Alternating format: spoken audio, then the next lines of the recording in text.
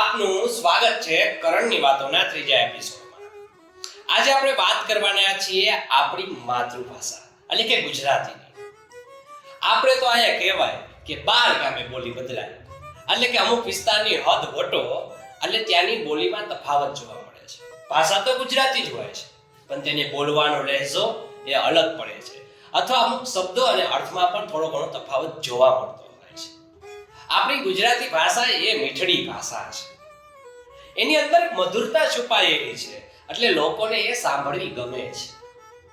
ને આપણી ગુજરાતી છે ને એ સદીઓ જૂની ભાષા છે. ત્યારથી લઈને અત્યાર સુધી તેમાં ઘણા બધા તફાવત થયા છે.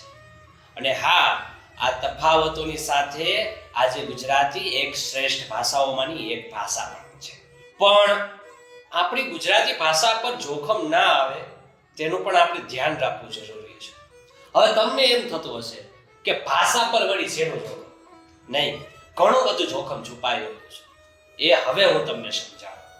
મેં તમને હમણાં આગળ કહ્યું તેમ કે આપણી ગુજરાતી ભાષા એ સદીઓ જૂની ભાષા છે અને તેની અંદર લાખો શબ્દોનો સમાવેશ થાય છે. હવે તમને જાણીને નવાઈ લાગશે કે વિશ્વ સ્તરે બોલાતી ભાષા એટલે કે અંગ્રેજી ભાષા, એ અંગ્રેજી ભાષા કરતા પણ વધારે શબ્દો એ આપણી ગુજરાતી ભાષામાં છે. છતાં અમુક લોકો એ આપણી ગુજરાતી ભાષાને પ્રાધાન્ય નથી આપતા. આપણે બધા જાણીએ છીએ કે ધંધો હોય, શિક્ષણ હોય કે આંતરરાષ્ટ્રીય સ્તરની કોઈ પણ વાતચીત હોય તો તેના માટે અંગ્રેજી આવડવું જરૂરી છે અને શીખવું પણ જોઈએ.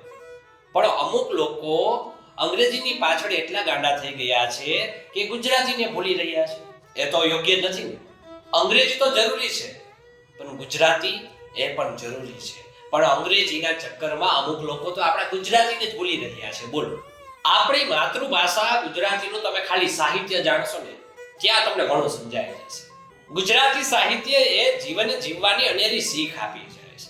આપણા લોકગીતો છે ને એ આપણા જીવનને રસપ્રદ બનાવી નાખે છે અને આપણા સાહિત્યની અંદર કુમારી છુપાયેલી છે. સાહેબ, હારી ગયેલા માણસને પાછો ઊભો કરી દેવાની શક્તિ એ આપણું સાહિત્ય ધરાવે છે.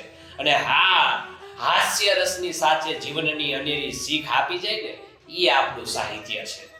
હવે સાહિત્યની વાત આવે ને એટલે મને કવિ કાગ બાપુની લખેલી માં વિશેની એક સુંદર મજાની લાઈનો યાદ આવે છે કે મોઢે બોલું માં ત્યાં તો મને હાચે જ નાનપણ હાંભરે, મોટો અપની બધી મજા મને કડવી લાગે કાગડા. અરે મોટા કરીને માં તે તારે ખોળેથી કહતા કર્યા, હવે પાછો તારો ખોડો ખેલવવા કેરને બાળક કાગડા. સાહેબ, આ મીઠાશ તો તમે જુઓ, આ શબ્દ તો જુઓ.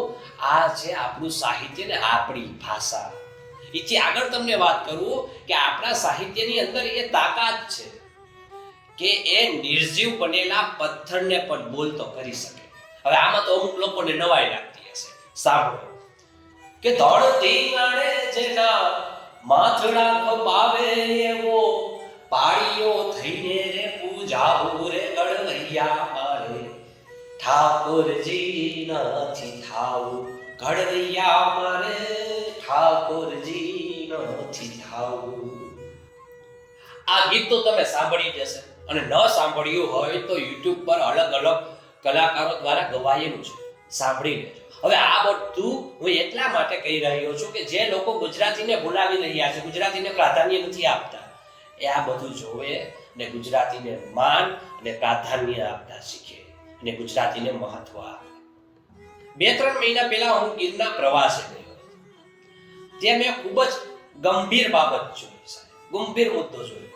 એના ઉપરથી મને આ વિડીયો બનાવવાનો વિચાર આવ્યો. એ બાબત કઈ હતી એ તમને જણાવું. હું જે જગ્યા પર રોકાણો હતો સાસણગીરની અંદર, તે જગ્યા પર એક ડોક્ટર પરિવાર પણ રોકાણો હતો. હવે એ પરિવાર તો ગુજરાતી હતો, પણ તેમના નાના નાના બાળકો હતા. એ બાળકોની ઉંમર અંદાજે 10-12 વર્ષની હશે. હવે એ બાળકો રમતા હતા એટલે મેં એને જોયું. એટલે એ બંને બાળકો એકબીજા સાથે હિન્દી અથવા તો ઇંગ્લિશમાં જ વાત કરતા હતા.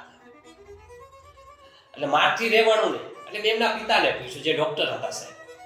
હવે મેં કીધું કે કેમ આપના બાળકો ગુજરાતી બરોબર બોલી નથી શકતા? એટલે એમને મને જવાબ આપ્યો કે એમના બાળકોને એને નાનપણથી જ અંગ્રેજી માધ્યમ શાળામાં અભ્યાસ માટે મૂકેલા. હવે ત્યાં એ લોકો હિન્દી અને અંગ્રેજીનો જ પ્રયોગ કરે છે. એટલે એને સારી પ્રેક્ટિસ પણ, એના માટે આ લોકો ઘરે પણ એમની સાથે હિન્દી અથવા તો અંગ્રેજીમાં વાત કરી શકે. હવે એ બાળકોને ક્યાંથી ગુજરાતી આવે એ તમે જ કહો. હવે આમાં વાક કેનો? એ મા બાપનો કે નાના નાના ભૂલકાઓનો? તો કે વાક એના મા બાપનો છે. કારણ કે ઠેક જન્મ્યા ત્યાંથી અત્યાર સુધીને એવી પરિસ્થિતિઓનું નિર્માણ કર્યું છે એના મા બાપે કે એ ગુજરાતી સાથે જીવતા નથી શીખાશે. એમના માતા પિતાએ એમને ગુજરાતી એટલે કે માતૃભાષાથી દૂર રાખી છે, એટલે એ બાળકોને ગુજરાતી નથી આવડતું. આપણે સ્વીકારીએ છીએ કે અંગ્રેજી શીખવી જરૂરી છે, પણ તેના માટે માતૃભાષા આપણી ગુજરાતીની બલી ચડાવી એ જરા પણ યોગ્ય નથી. દરેક માતા પિતાને પોતાના બાળકોને ગુજરાતી શીખવાડવી જોઈએ અને ગુજરાતીમાં જ વાતચીત કરવી જોઈએ. અને આપણી હરેક પેઢીને હું તો કહું છું કે આપણી ગુજરાતી ભાષાને જ આપણે પહેલા પ્રાધાન્ય આપવું પડે. અને હા, આવું કરશું ને તો જ આપણી ગુજરાતી એ ધબકતી રહેશે. આ વિડીયો તમને કેવો લાગ્યો એ કોમેન્ટમાં અચૂકપણે જણાવજો અને બાજુમાં આપેલું બેલ આઇકન પ્રેસ કરવાનું ના ભૂલતા, જેથી કરીને મારી અવનવી માહિતી આપ તમારા સુધી પહોંચતી રહે. અને વિડીયોને લાઈક કરી ચેનલને સબસ્ક્રાઇબ જરૂર કરજો. ફરી મળીએ કરણની વાતોના આવતા એપિસોડમાં. જય હિન્દ, જય જય ગરવી ગુજરાત.